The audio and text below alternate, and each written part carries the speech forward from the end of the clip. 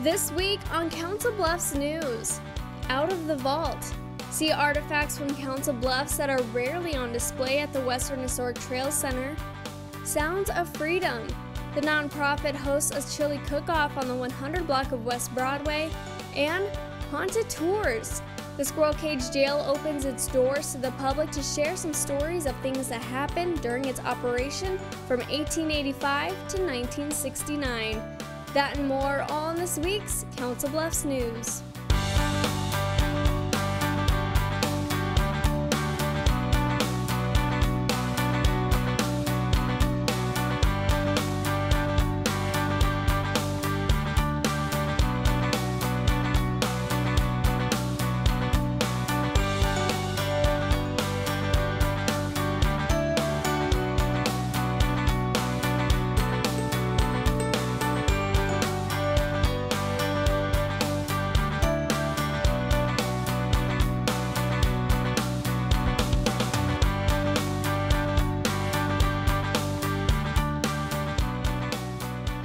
Hello and welcome to this week's Council Bluffs News. I'm Marie Zeitner. The Historical Society of Pottawatomie County has been collecting artifacts from the public for decades. With no general museum to display the items, the organization brings them out of the vault for a rare showcasing November 2nd at the Western Historic Trails Center. An exclusive appearance. We had a lot of different displays from the Historical Society archives. These artifacts from Council Bluffs come out of the vault at the Western Historic Trails Center November 2nd. We got memories, we got some true history. From pictures to real objects, the Historical Society of Pottawatomie County sets up multiple displays of how Council Bluffs used to be in the 20th century. We had exhibits about Council Bluffs radio history. We had exhibits about Council Bluffs medical history. Some things about all of the changes downtown, urban renewal. Our downtown has changed so much during the 20th century. And we hit on some of the art, some of the plays that Chanticleer did during that time. Just tried to hit a lot of variety. Most of the relics the Historical Society has are donations from the public, but they have no place to be showcased for people to see. We have so many wonderful museums in Council Bluffs, but they're all specialty museums. The idea was originally for a long time to have a general interest Council Bluffs museum, which has never happened. But in the meantime, we have had lots and lots of donations over the years, and a lot of that stuff just gets shuffled away into the archives and never gets to see the light of day. And this was kind of an opportunity to bring some of it out for the public to look at.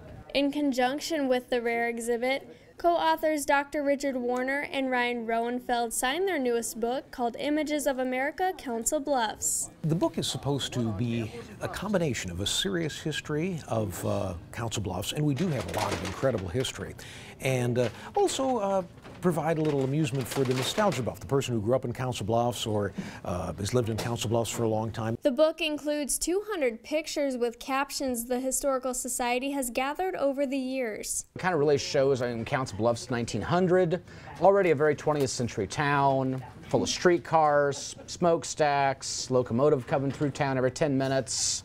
It was very much a metropolitan city at the start of the 20th century already. With high interest in this exhibit and even more artifacts stored away, Dr. Warner has hope this will happen again soon. The fact that we sold a lot of the books, the fact that people came out to see this tells me that there is an interest, and it tells me that we need to do more things like this.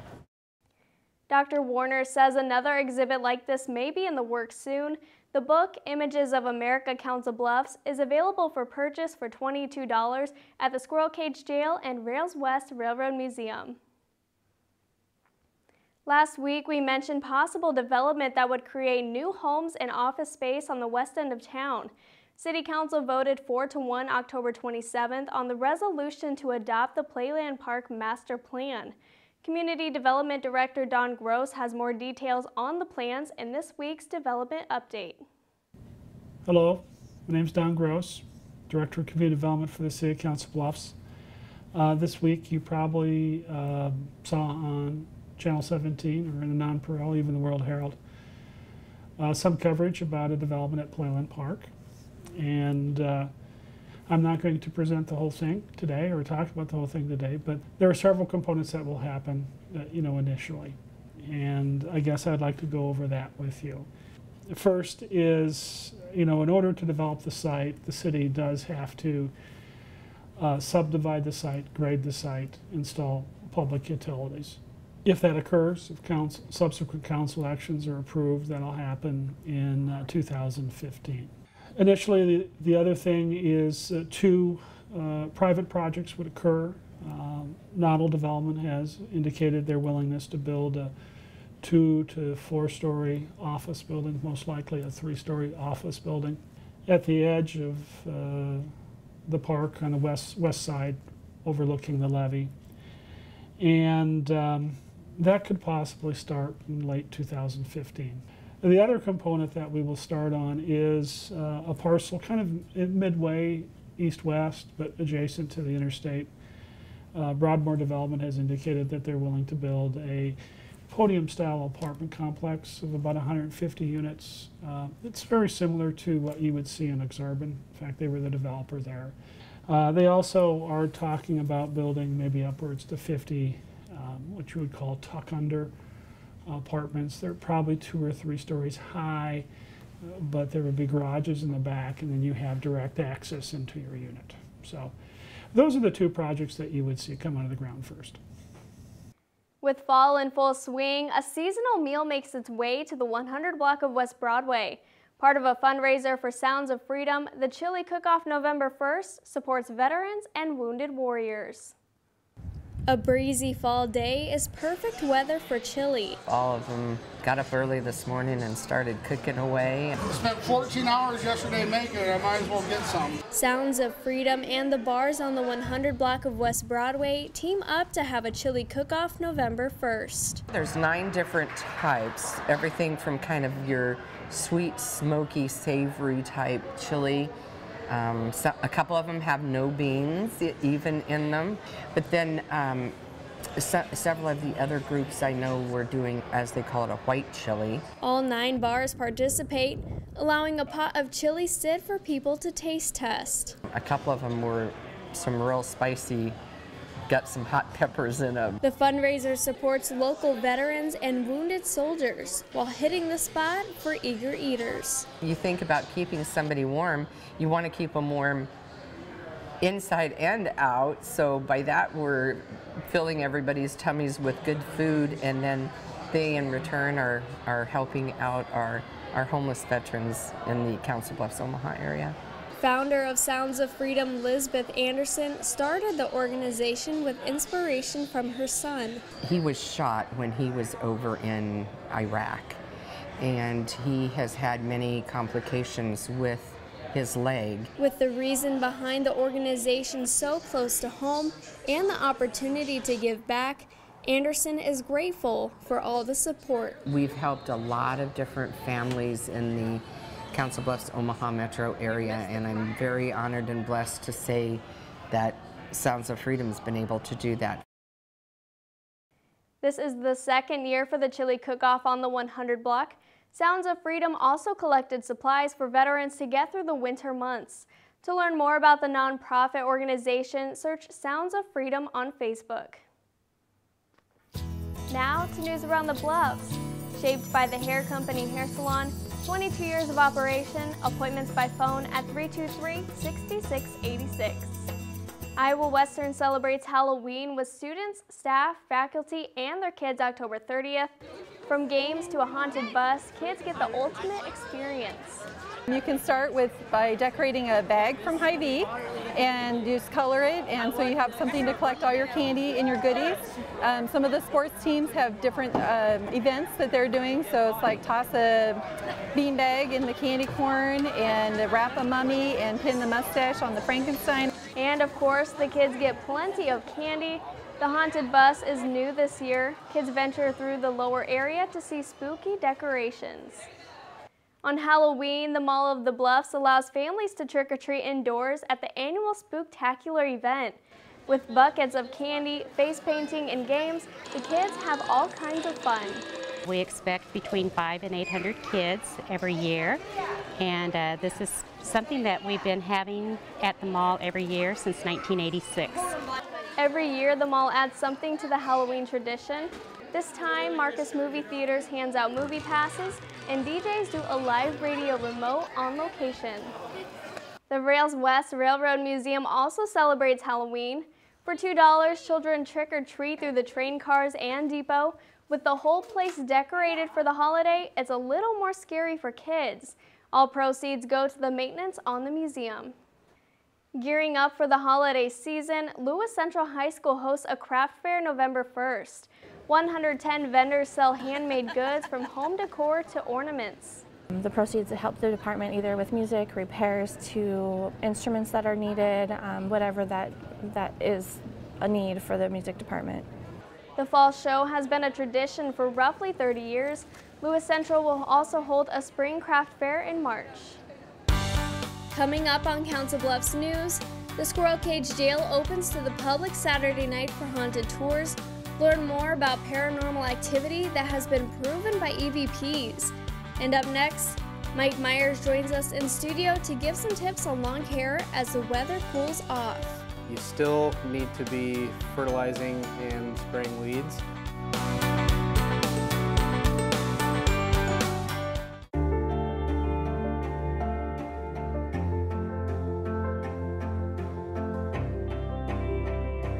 Body language can tell you all sorts of things. Like someone is having a stroke. Know the sudden signs. Learn fast. Face drooping, arm weakness, speech difficulty. Time to call 911 and get them to a hospital immediately. Learn the body language and spot a stroke fast. Hey everybody! Heart disease affects 1 in every 3 women in America, but you can fight back.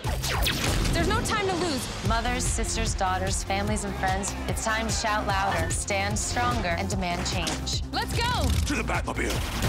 Dang it. To the invisible jet! Dang it. Together, we can put an end to heart disease. It's time to go red for women. I could use your help. Yeah! Learn more from the American Heart Association at www.goredforwomen.org.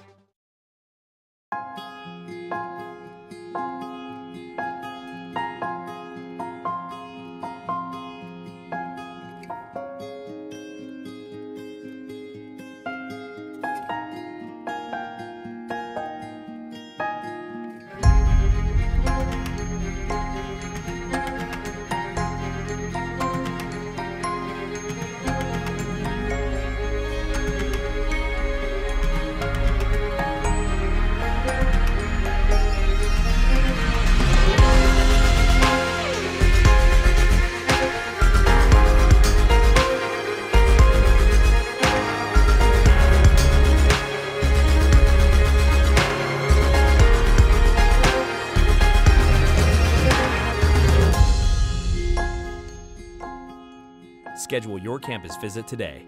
Iowa Western. The world is waiting.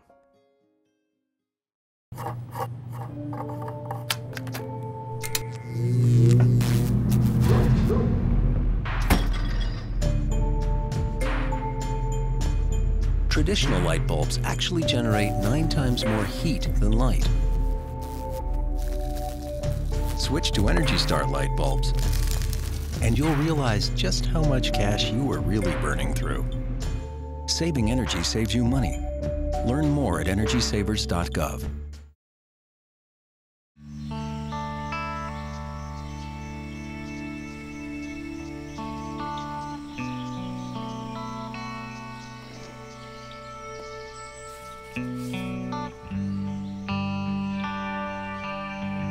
This is the moment I knew.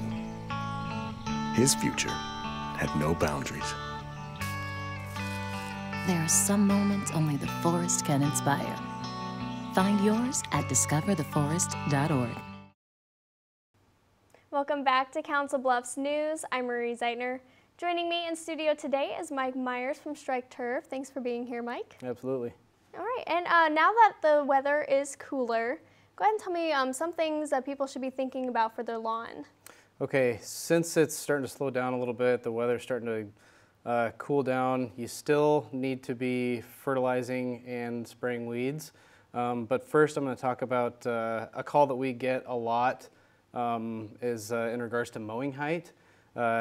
Typically during the summer, June, July, August, you want to mow like a typical bluegrass lawn, 3.5 to 4 inches. You want it a little higher so the roots go deeper to kind of sustain the turf throughout the hot summer season.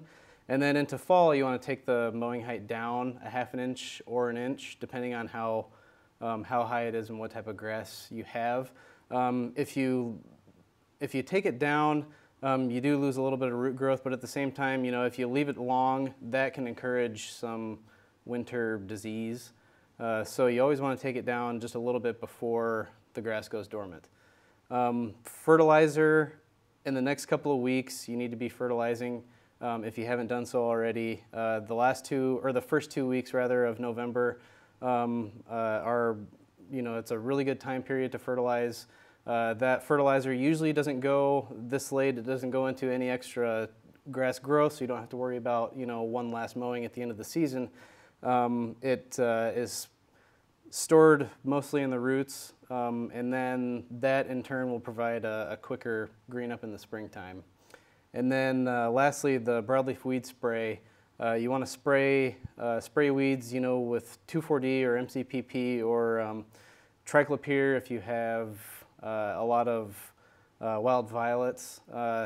Fall this late in the fall especially is a really good time to kill perennial broadleaf weeds, especially dandelions and clover are kind of the two big ones. Okay. And can people do these things themselves, or should they hire somebody to do the job? You know, it depends on the lawn and how much experience you have. A lot of winter products off the shelf are really easy and safe to use, so you could just go to the hardware store and grab some stuff and do it yourself. If you're not comfortable with doing it, or especially with spraying weeds, if you're not comfortable with, you know, mixing the right amount of weed spray with your water and getting a container to spray it with, then you should always just, you know, hire a professional. A lot of times it's cheaper to call, you know, Strike Turf or some other lawn care company and have them come out and do the work than it would be to buy the product and the equipment and do it yourself. Okay, and then you don't have to worry about actually going out and Exactly. doing it right. You don't have to worry about, you know, braving the cold winds in the last couple weeks in November. All right, Mike, thanks for being here today. Absolutely. Stick around. More Council Bluffs news after the break.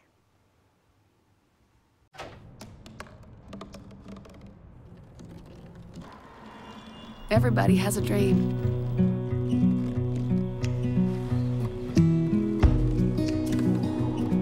Mine was to see the ocean. And with a little help, I made it.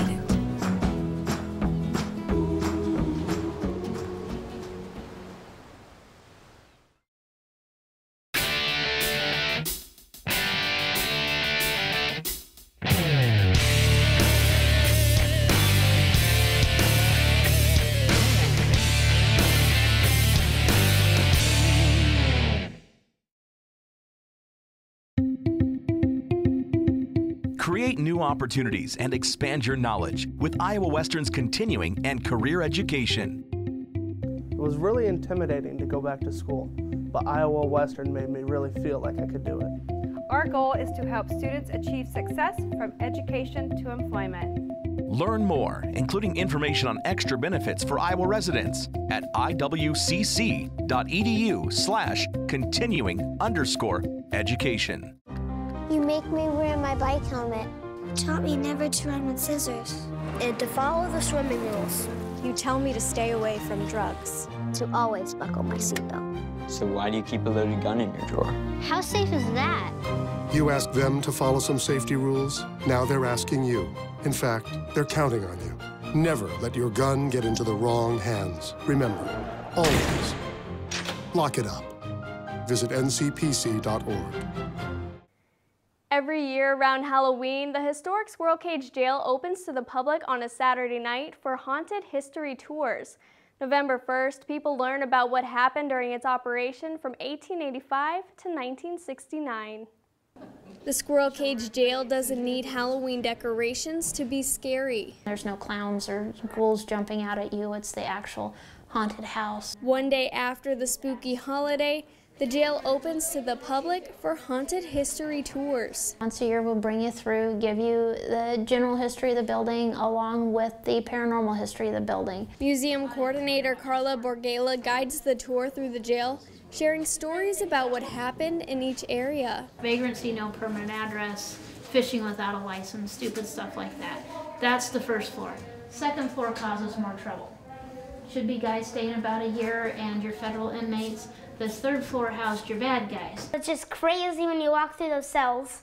With 4 deaths on record and, more recently, many investigations throughout the jail, EVPs prove it contains paranormal activity. The guy's name was Colin, and you hear his name called several times from up on this floor. Yet, Borgela leaves it up to visitors to decide whether they think the jail is haunted or not. When you get into the paranormal history, the gentleman that hung himself, the one that had a heart attack, things like that, and the voices that are caught in those general areas, they're fascinated by it. Some still leave skeptics. Some have a little more belief in it. And before people get excited or scared, Borgela notes that not every sound or feeling is paranormal. We do tell them, you know, well, this is a play on lights because our paint is chipping away. So when you take pictures, your mind wants to create an image. So we debunk some of the more general things, including a lot of the dust orbs and things like that, which helps to sway people a little more for, yeah, every now and then something does happen that you can't explain. This tour happens once a year. Normal hours are Tuesday through Saturday from 10 to 4 and Sunday from 1 to 4. To see the jail and learn more about its history, schedule a tour at 712-323-2509. Still to come on Council Bluffs News, the Council Bluffs Animal Shelter has these dogs and cats available for adoption. Meet them in Pets of the Week. Plus, get your pen and paper ready for our weekly events calendar. We'll be right back.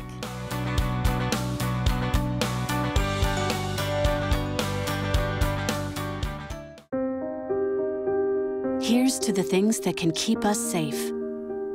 Those we use all the time with hardly a thought. Those that are silently standing by to save our lives. And now, those that we carry with us everywhere we go.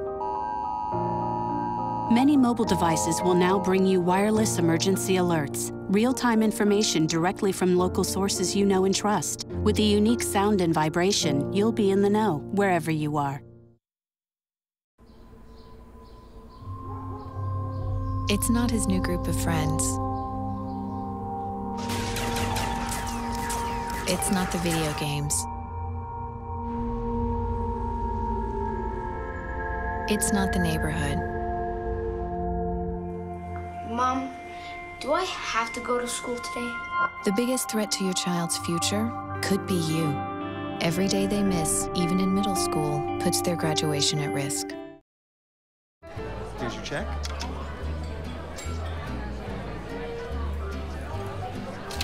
Oh, you got it.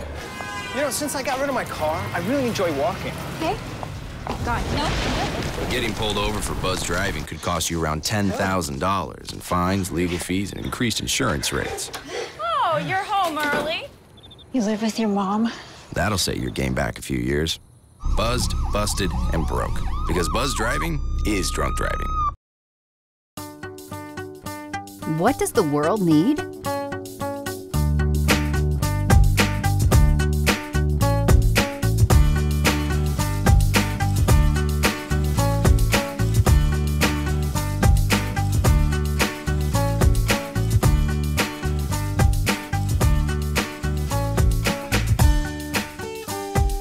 What will you become?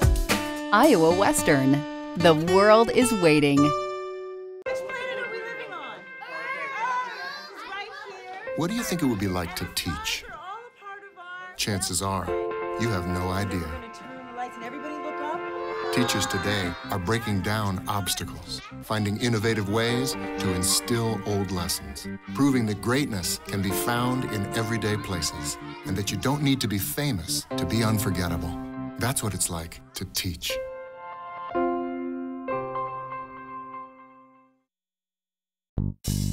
Time now for Pets of the Week. Served by Toby Jack's Mineola Steakhouse, home of the Thursday night taco ride. Hi, my name is Misty Bino, and I'm a volunteer with Solace, support our local animal shelter. This little guy here is Hiccup. He is about 6 months old. He's a little Chihuahua.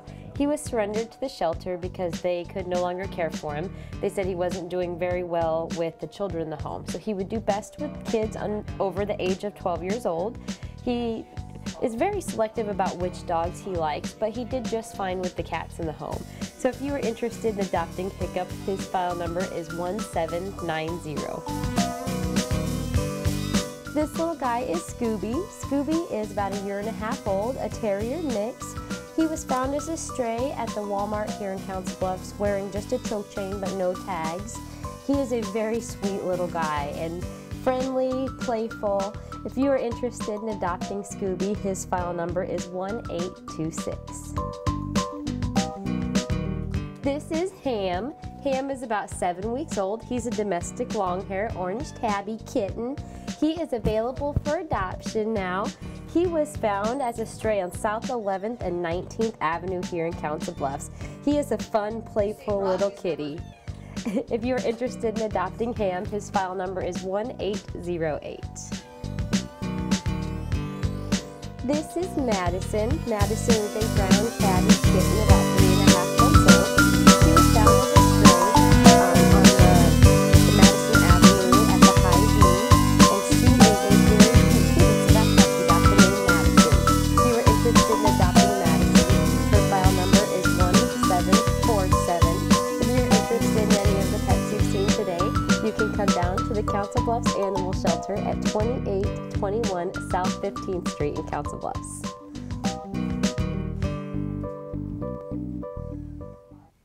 Time now for our weekly events calendar. In honor of the holiday next Tuesday, the Veterans Day Parade will take place on November 8th, starting at 11 a.m. It will begin on 9th Avenue and South Main Street and make its way north on Pearl Street and turn around just south of West Broadway. Bring your chairs and your jackets. After the parade, the public is invited to tour the historic General Dodge House at 605 3rd Street. General Dodge served in the Civil War in the 19th century, and 2014 marks the 50th anniversary for the museum, which will stay open until 5 p.m. Saturday. You can also jam this Saturday at the Western Historic Trail Center. From noon to 4 p.m., electric or acoustic instruments will be allowed for free. Thanks for watching this week's Council Bluffs News. CBTV is always looking to hear from you. You can send questions or comments to cbtv@iwcc.edu, call 712-325-3312, or find us on social media. We're on Facebook and Twitter. Just search CBTV17. Remember to keep it here for the latest scores and updates for local sports in your community by tuning in to the Bluff Sports Zone with JJ Davis. For your Council Bluffs News, I'm Marie Zeitner. See you next week.